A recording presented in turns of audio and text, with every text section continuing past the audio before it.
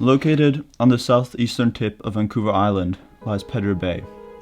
At first glance it looks pristine, yet the illusion is shattered when we go below the surface. Historically, the bottom of the bay has been covered in seagrass meadows that stabilize acidity and draw carbon dioxide from the air. The creek feeding into Pedder Bay even supported a salmon run once. With the construction of a marina, a navy base, and sewer outlets, the bay has turned into a mud pit. All that's left are undersized clams, sick crabs, and a long-dead salmon run.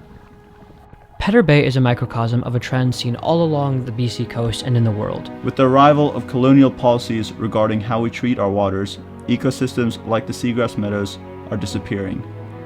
As the Canadian government talks of reconciliation, we are still pumping sewage into the ancestral territories of the Coast Salish First Nations, and finding metals like cadmium in the bottom sediment, as is the case in Pedder Bay. By actively diminishing the water quality, we are destroying the ecosystems that Indigenous communities like the Scia'new First Nation have historically depended on. As settlers benefiting from stolen land, we must reconcile with the land that so many of us unrightfully occupy in what we call North America. For years, Indigenous commercial fishers like Ellie Kinley of the Lochmish Nation have heard what Reuben George of the Tsleil-Waututh Nation calls the canary in the mines.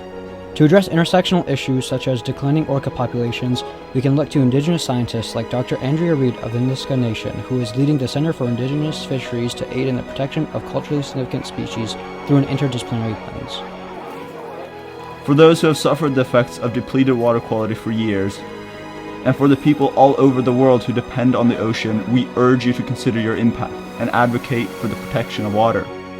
It's time to take action. Get in contact with policymakers, educate yourself and support Indigenous communities, or at the very least, be more conscientious of how you engage with the ocean. So let's talk about water.